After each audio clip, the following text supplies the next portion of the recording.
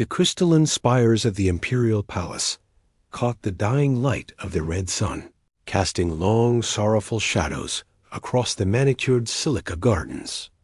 Inside the hall of echoing silence, the last of the royal line stood alone.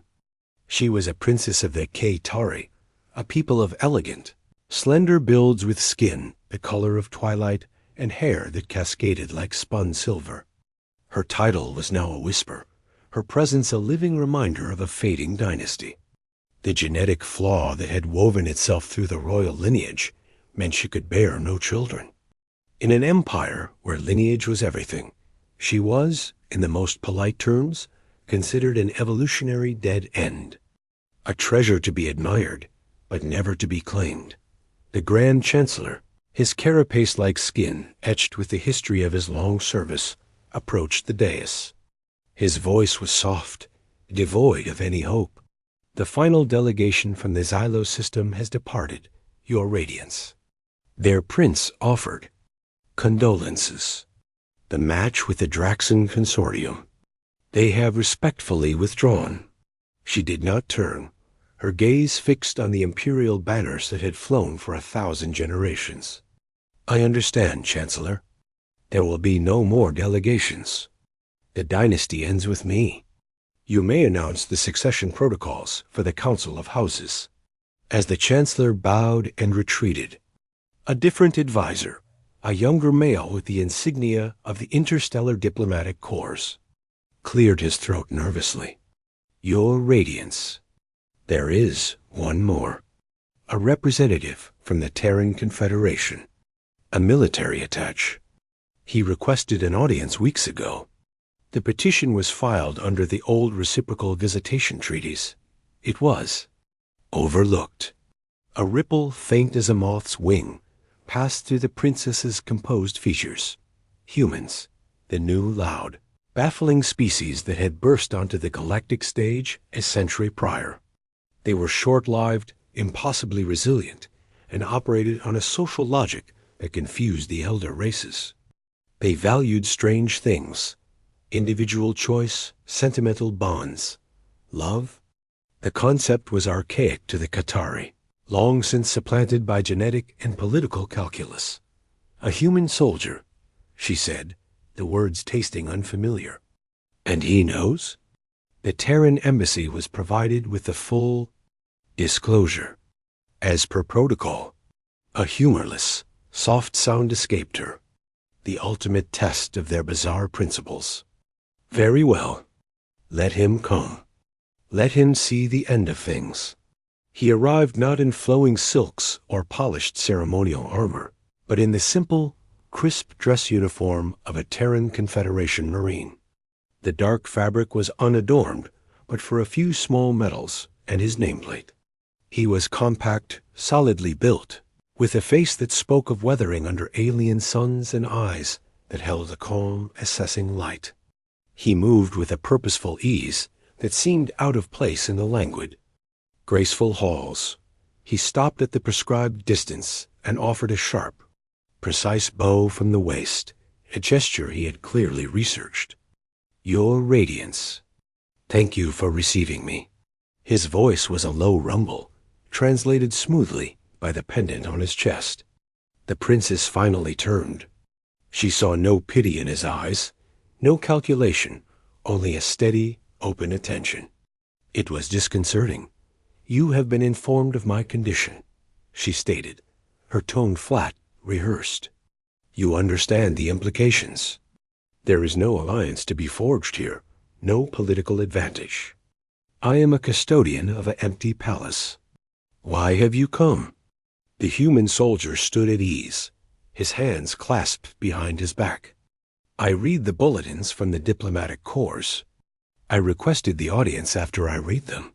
Out of curiosity? A desire to witness a historical footnote? No, Your Radiance, he said, his gaze never wavering. I came because I heard a story about someone being told they were alone in the universe. And I know what that feels like. I didn't think you should have to hear it without someone standing with you. The sterile, political script she had prepared shattered. No one had ever spoken to her like that. Status, genetics, destiny, these were the currencies of her world. This was something else. Something raw and disarming that the audience stretched beyond its allotted time. He did not speak of empires or legacies. He spoke of Earth, of its oceans and mountains, of the stubborn life that grew in cracks in concrete. He told her of his service, not of battles won, but of moments of profound silence between stars, and the importance of the person you shared that silence with. He called it partnership. He called it choice. She found herself speaking in return, not as a princess, but as a being. She spoke of the weight of her history, the beauty of the sonic gardens, her secret study of xenobotany, a passion deemed frivolous for one in her position. He listened as if it were the most important briefing in the galaxy. He returned the next day. And the next. They walked in the silica gardens. He helped her with a translation module for Earth botanical texts. He brought her a small, resilient plant from his ship's greenhouse, a thing called a cactus that thrived against all odds. She gave him a polished fragment of a singing crystal. The court was scandalized. The chancellor was appalled. Your radiance, this is undignified. This human understands nothing. He offers you trinkets and fairy tales. The Council of Houses is in an uproar. They see it as a destabilizing farce. The princess looked at the small, thorny earth plant on her balcony. It was ugly and beautiful. It lived. For the first time in my life, Chancellor, she said softly. Their uproar is not my concern. A week later, in the same hall of echoing silence, before the assembled, dismayed court and the holographic representatives of the Council of Houses, the human soldier stood once more. The princess stood beside him, her head high. The Grand Chancellor's voice trembled with disapproval. The human petitioner understands the royal line ends here. He understands no treaty, no advantage, no continuation is possible. He still petitions. For union. The hall held its breath. The human soldier took a small step forward. He did not address the Chancellor or the Council. He looked only at the princess. I have nothing to offer an empire, he said, his voice clear in the vast space. I have a pension, a small plot of land on a world with a blue sky, and a life that I would be honored to share. I do not see an end. I see a beginning. The choice is yours, always. The silence was absolute. The princess looked at this strange, solid man from a volatile species that cherished fragile things. He saw a future where she saw none. He saw a partner where others saw a defect. She extended her slender hand, twilight-skinned, towards him. In this era, it seems only a human soldier would, she said. And her words were not a lament, but a declaration. The wedding was a small, quiet affair by imperial standards, a bizarre fusion of Qatari crystalline harmonics and simple Terran vows. They left the palace not long after, departing on his modest ship, the stalwart companion. The news feeds across the galaxy proclaimed it the ultimate folly, the sad end of the Qatari royals. A human sentimental mistake. 5 standard years later, the stalwart companion dropped out of warp at the edge of the Qatari home system. A request for landing clearance at the imperial palace was sent, not in the name of a princess, but in the joint names of the 2 inhabitants. The request was granted with cold, bureaucratic confusion. They walked through the familiar halls, but they were not the same people who had left. He moved with the same calm assurance, but there was a new softness in his eyes. She moved not with regal isolation, but with a grounded, quiet confidence. And in her arms she carried a bundle wrapped in a soft, Terran-made blanket. The Grand Chancellor met them older, wearier. The Council of Houses had descended into endless squabbling without a clear successor. The Empire was adrift. His gaze flicked from their faces to the bundle, dismissive, until a small, 5-fingered hand emerged, grasping at the air. The skin was a unique, beautiful blend. The twilight hue of the Qatari, with a faint, warm undertone of human pigmentation. The Chancellor froze. His respiratory vents hitched. That is not possible. The genetic sequencers. The flaw was absolute. The human soldier put a steadying arm around his wife. Your doctors were the best in the galaxy, he said, his voice even.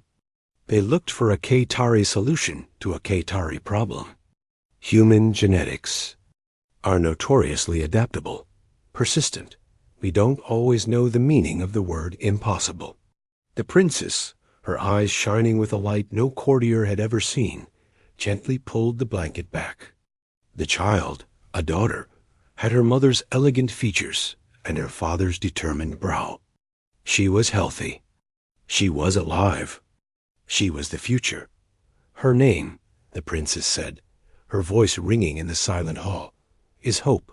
Word spread like a shockwave. The galaxy, which had dismissed the Union as a barren tragedy, now looked upon it with awe. The human, who had asked for nothing but the person beside him, had given an empire back its tomorrow. He had not fixed a flaw. He had woven something entirely new.